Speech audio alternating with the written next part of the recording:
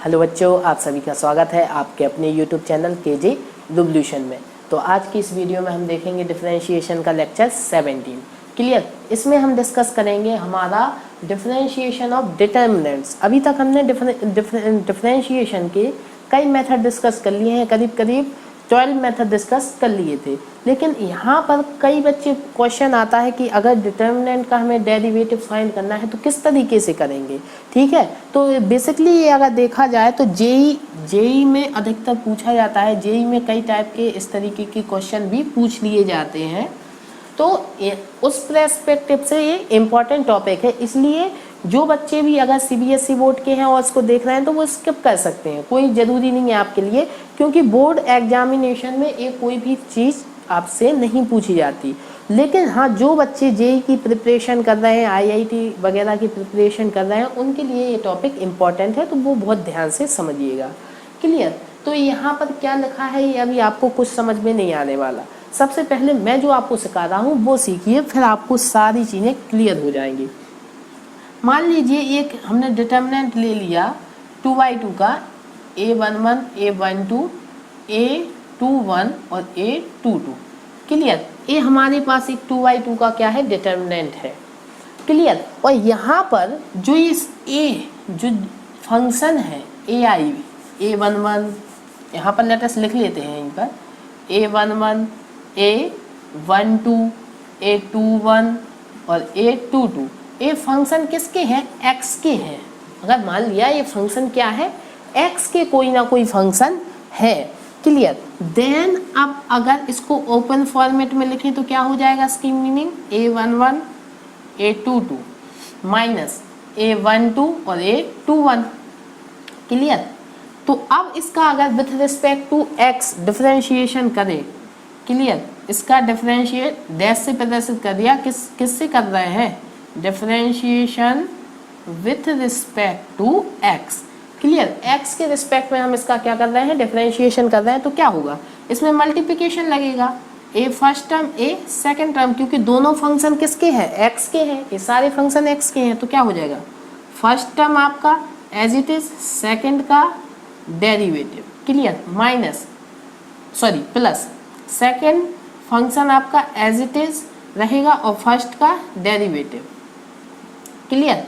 First का क्या हो गया, डेरिवेटिव हो गया, माइनस अब इसमें भी एज इट इज वही रूल लगेगा, क्या होगा, ब्रैकेट लगा देते हैं, फर्स्ट टर्म आपका एज इट इज रहेगा, सेकंड का क्या हो जाएगा, डेरिवेटिव, प्लस सेकंड टर्म आपका एज इट इज रहेगा और फर्स्ट का क्या हो जाएगा, डेरिवेटिव हो जाएगा। क्लियर। अब ओपन फॉर्मेट में लिख लेते हैं इसको, delta dash is equal to a11, a22 का डैश प्लस a22 और यहाँ पर a11 का डैश, अब माइनस a12 और a21 का डैश प्लस a21 और माइनस आएगा, क्योंकि माइनस का ना मल्टीप्लिकेशन हो रहा है, डैश।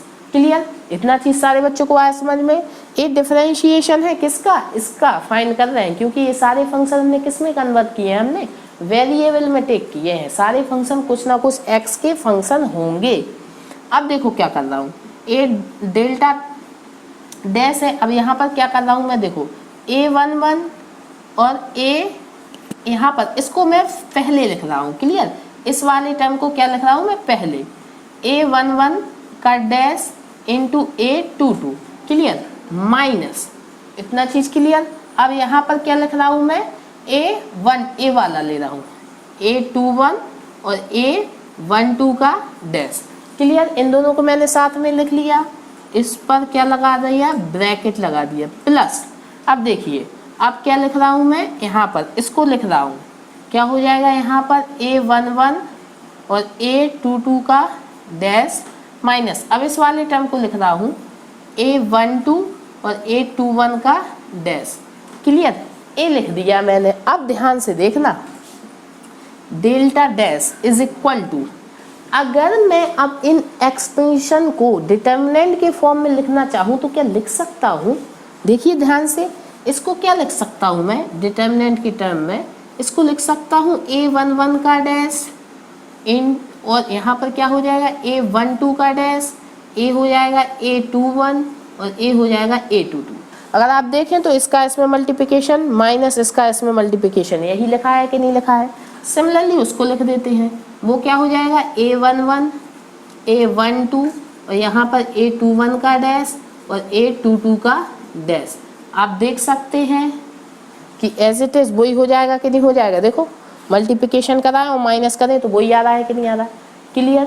अब ध्यान से समझो यहाँ पर क्या हुआ। अब बताइए, अगर हम बार बार इतना लॉन्ग प्रोसीजर तो करने वाले नहीं है, हमने एक बार लॉन्ग प्रोसीजर कर लिया, अब हम इससे अंडरस्टैंडिंग डेवलप करेंगे कि क्या ऐसा करें कि हमें बार बार ना करना पड़े।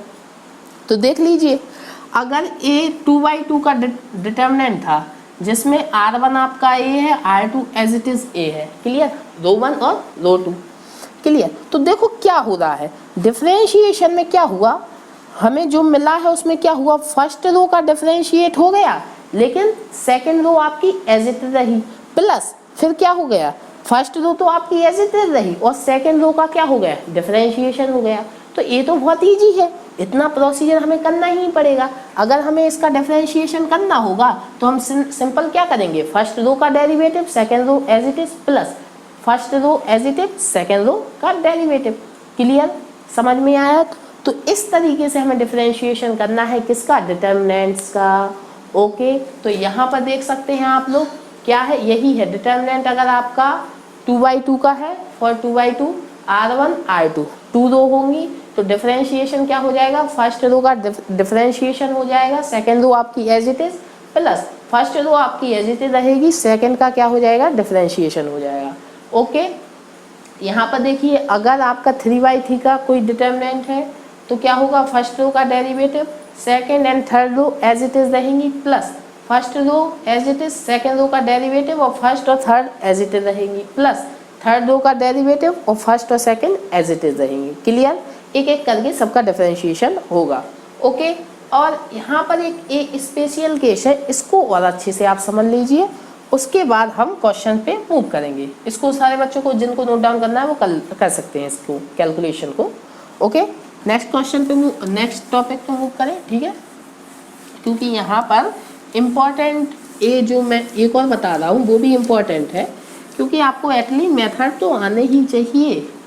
ओके, क्योंकि आप जेईई की प्रिपरेशन कर रहे हैं तो मेथड तो आपको आना ही चाहिए। देखो, एक डिटर्मिनेंट है f1x f2x a and b। Clear, इसका आपको डिफरेंशिएशन फाइंड करना है। ओके, तो कैसे करेंगे, तो देखो रूल क्या बोलता है कि इसका डिफरेंशिएशन क्या होगा, सिंपल जो भी टर्म आप यहाँ पर a एंड b आपके क्या है, कांस्टेंट है। क्लियर, तो डिफरेंशिएशन बोलता है कि x वाले टर्म का क्या हो जाएगा, आपका डिफरेंशिएशन हो जाएगा और कांस्टेंट टर्म आपके एज इट इज रहेंगे। अब बोलेंगे ये हमने कैसे मान लेंगे, हम क्यों माने, नहीं मानिए भैया, आप तो आप ओपन कराइए पहले इसको। तो क्या हो जाएगा, v into f1x b into f1x minus के a इंटू f2x। अब इसका डिफरेंशिएट फाइंड कर दीजिए। तो b कांस्टेंट है आपका, बाहर हो जाएगा, सॉरी यहाँ पर डिफरेंशिएट नहीं था, इसमें मल्टीप्लिकेशन, और f1 डैश x हो जाएगा, यहाँ पर a बाहर हो जाएगा और ये क्या हो जाएगा, f2 डैश x हो जाएगा। ओके, अब आपको दिख रहा है कि इसको डिटर्मिनेंट के फॉर्म में लिख सकते, क्या हो जाएगा, f1 डैश x और यहाँ पर f2 डैश x, यहाँ पर a यहाँ पर b। सॉरी, क्लियर हुआ सारे बच्चों को, क्लियर कि अगर हमें कांस्टेंट दिए हैं किसी रो में तो केवल वेरिएबल वाले टर्म का डिफरेंशिएशन हो जाएगा और बाकी सब आपके एज इट इज रहने वाले हैं। क्लियर हुआ, तो इसको और नोट डाउन कर लीजिए सारे बच्चे, फिर हम क्वेश्चन पे मूव करते हैं। ओके, ठीक है, तो अब हम क्वेश्चन पे मूव करेंगे। क्वेश्चन देखिए, क्वेश्चन क्या है, क्वेश्चन भी आपसे यूनिक तरीके से पूछा गया है। फर्स्ट क्वेश्चन क्या है देखते हैं, f(x) इज इक्वल टू क्या गिवन है आपको, cos x x1 2 sin x x square और 2x यहाँ पर और क्या है tan x x and 1। Clear, इसका डिफरेंशिएशन आपको फाइंड करना है। वो क्या क्या पूछ रहे हैं, वैल्यू पूछ रहे हैं limit x tending to 0 f dash x। Clear. तो मतलब क्या पूछा उन्होंने, अगर x का वैल्यू 0 इनपुट करें तो f डैश 0 का वैल्यू पूछा है। क्लियर। आप देख सकते हैं limit x tending to 0 f dash x का वैल्यू, मतलब f डैश 0 का वैल्यू पूछा है। तो हम कब बता पाएंगे, जब f डैश x फाइंड कर ले, मतलब इसका डिफरेंशिएशन फाइंड कर ले। तो आप देखें a क्या है हमारा r1 है, a क्या है r2 है और a क्या है r3 है। क्लियर। तो डिफरेंशिएशन क्या हो जाएगा f dash x, first row का डेरिवेटिव करें पहले, तो cos x का डेरिवेटिव आपका होगा माइनस के साइन एक्स, एक्स का 1 और 1 का 0, और आपकी बाकी सारी रो एज इट इज आप लिख सकते हैं। क्लियर। 10x x और 1 प्लस अब इसमें सेकेंड रो का डेरिवेटिव और बाकी की रो आपकी एज इट इज, इसका डेरिवेटिव 2 बाहर साइन एक्स का cos x, एक्स स्क्वायर का क्या होगा 2x, 2 बाहर और x का क्या होगा 1, और आपकी बाकी की रो एज इट इज रहनी है, plus first row as it is, second row भी आपकी एज इट इज रहेगी, लेकिन थर्ड का क्या होगा डिफरेंशिएशन होगा sec स्क्वायर एक्स, एक्स और 1। क्लियर। तो ये क्या आ गया हमारा f डैश x आ गया। सिंपल है ना, अप्लाई यही तो किया, मेथड अप्लाई किया। फर्स्ट रो का डेरिवेटिव दोनों आपकी, बाकी की दोनों as it is, second row का डेरिवेटिव प्लस में और बाकी की एज इट इज, फिर प्लस थर्ड का बाकी की एज इट इज। अभी डिस्कस किया कहाँ से आया। ओके। तो अब उन्होंने पूछा है f डैश 0 का वैल्यू। ठीक है, फाइंड करते हैं। f डैश 0 का क्या हो जाएगा, सारे फंक्शन में हमें क्या 0 पुट कराना है, तो साइन 0 का वैल्यू 0 आएगा, 1 0, इसका वैल्यू 0 आएगा, इसका वैल्यू 0 0, tan 0 का वैल्यू 0 0 और 1। क्लियर। प्लस यहाँ पे सब्स्टिट्यूट, इसका वैल्यू 0 0 1, यहाँ पर सॉरी cos 0 का वैल्यू 1 होता है। क्लियर। क्या होता है 1 होता है। यहाँ पर क्या होगा 2 होगा, यहाँ पर 0, यहाँ पर 2, यहाँ पर क्या होगा आपका 0 0 और 1। क्लियर। इतना चीज़ आया सारे बच्चों को समझ में। अब इसमें सब्स्टिट्यूट कराते हैं, प्लस यहाँ पर सब्स्टिट्यूट कराएं तो क्या होगा, इसका वैल्यू 1 होगा, cos 0 का 0, यहाँ पर 1 होगा, यहाँ पर क्या होगा 0 होगा, 0 और 0 होगा, यहाँ पर क्या होगा sec 0 का वैल्यू क्या होता है, sec 0 का वैल्यू क्या होता है 1 होता है ना, तो 1, यहाँ पर 0, यहाँ पर 1। क्लियर। तो ए आपको दिया है, इनको बस ऐड कराना है और फाइंड करना है क्या आता है आपका डिटर्मिनेंट, और ए आपका क्या हो गया वैल्यू हो गया f डैश 0 का। क्लियर हुआ। सिंपल डेरिवेटिव आपको करना था और उसके बाद f डैश 0 का वैल्यू फाइंड करना था। इनको एडिशन कराना तो आपका वैल्यू आ जाएगा 0 1 1, तो क्या आएगा 2 आएगा।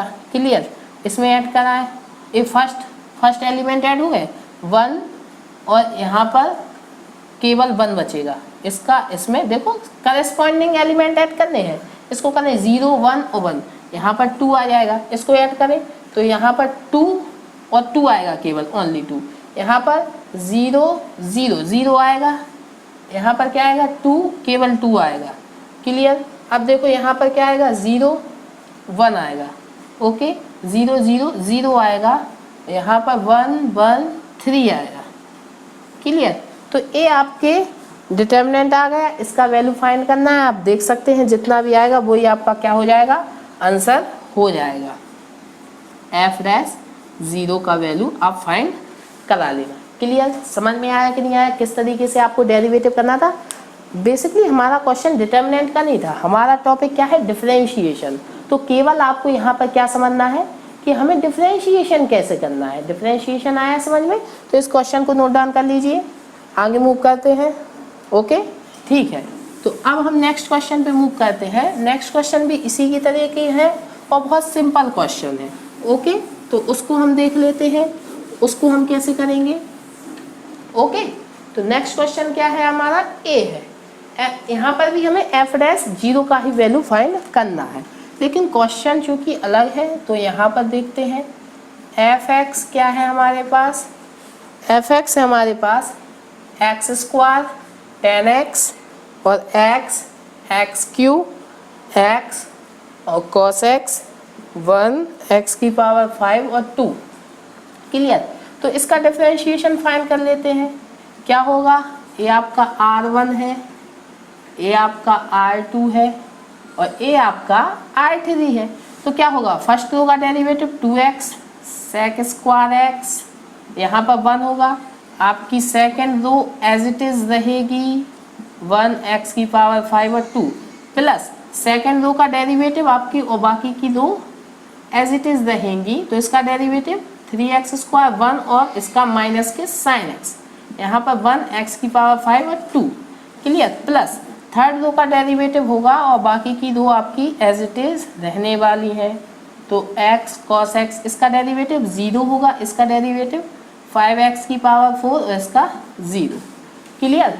तो अब इसी में आपको क्या फाइंड करना है, f डैश 0 का वैल्यू फाइंड करना है। कर देते हैं, क्या आता है, क्या आएगा बताइए। इसका वैल्यू 0, इसका वैल्यू 1 होगा 1, इसका वैल्यू क्या होगा 0 0 1, यहाँ पर 1 0 और 2 होगा क्लियर, प्लस यहाँ पर सब्स्टिट्यूट करना है, x का वैल्यू 0 तो a भी 0 a भी 0 a भी 0 a भी 0 1 और यहाँ पर 0 तो 1 0 और 2 होगा क्लियर, ए वैल्यू मिलेगी। प्लस यहाँ पर क्या होगा, x की वैल्यू 0 तो 0 0 और 0, यहाँ पर क्या मिलेगा 0 0 0, यहाँ पर क्या मिला 0 a भी 0 a भी 0, तो इसका वैल्यू तो इमीडिएटली आपका क्या हो गया 0 हो गया।